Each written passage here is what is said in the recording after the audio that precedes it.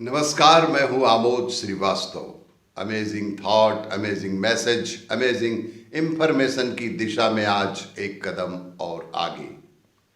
आज के इस चिंतन का विषय है किसान का ज्ञान। आपको ये मेरा वीडियो अच्छा लगे तो लाइक करें, शेयर करें और लाल बटन दबाकर सब्सक्राइब अवश्य करें तथा बेल आइकन दबाना बिल्कुल ना भूलें। हल खींचते समय यदि कोई बैल गोबर या मूत्र करने की स्थिति में होता था तो किसान कुछ देर के लिए हल चलाना बंद करके बैल के मल मूत्र त्यागने तक खड़ा रहता था ताकि बैल आराम से यह नित्य कर्म कर सके। यह आम चलन था। हमने ईश्वर वैदिक या सारी बातें बचपन में स्वयं अपनी आंखों से देख और सीखी हुई। जीवों के प्रति यह गहरी संवेदना उन महान पुरखों में जन्मजात होती थी जिन्हें आजकल हम अशिक्षित कहते हैं। यह सब अभी 20, 25, 30 वर्ष पूर्व तक भी होता रहा है। उस जमाने का देशी घी यदि आजकल के हिसाब से मूल्य लगाएं तो इतना शुद्ध होता था कि 2000 रुपए किलो तक बिक सकता है।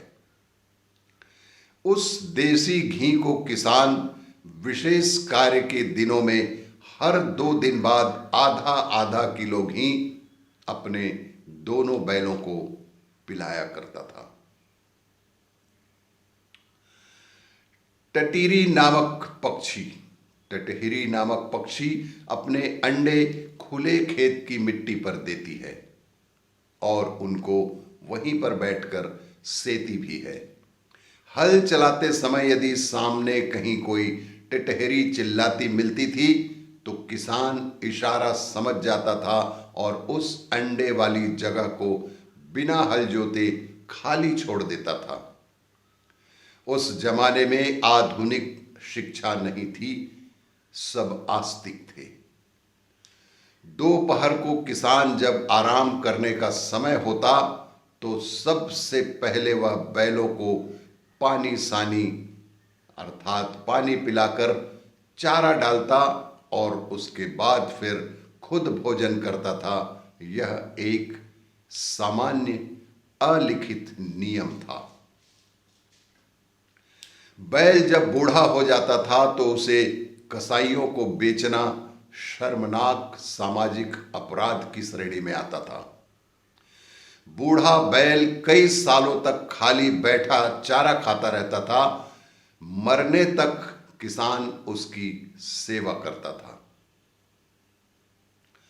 उस जमाने के तथाकथित अशिक्षित किसान का मानवीय संवेदना तर्क था कि इतने सालों तक इसकी मां का दूध पिया और इसकी कमाई खाई है हमने, अब बुढ़ापे में इसे कैसे छोड़ दें, कैसे कसाईयों को दे दें काट काट कर खाने के लिए। जब बैल मर जाता तो किसान फफक फफक कर रो उठता था और उन भरी दोपहरियों को याद करता था जब उसका यह वफादार मित्र हर कष्ट में उसके साथ होता था। माता पिता को रोता देख किसान के बच्चे भी अपने बुढ़े बैल की मौत पर रोने लगते थे। पूरा जीवन काल तक बैल अपने स्वामी किसान की मूक भाषा को समझता था कि वह क्या कहना चाह रहा है। वह पुराना भारत इतना शिक्षित और धनाढ्य था कि अपने जीवन व्यवहार में ही जीवन का रस खोज लेता था। वह करोड़ों वर्ष पुरानी संस्कृति वाला वैभवशाली भारत था। वह अतुल्य भारत था। पिछले 30-40 वर्ष में लॉर्ड मैकाले की शिक्षा उस गौरवशाली सुसंपन्न भारत को निगल कर ही रख दिया है। मैकाले की शिक्षा देश की संवेदनाओं को जहर का टीका लगाती है। फिर शर्म हया की जड़ों में तेजाब डालती है और फिर मानवता को पूरी तरह से अपंग बनाकर उसे अपनी जरूरत की मशीन का रूप दे देती है। और भी इसी तरह की जानकारियों के लिए देखते रहिए मेरा वीडियो, लाइक करें, शेयर करें और सब्सक्राइब अवश्य करें। धन्यवाद।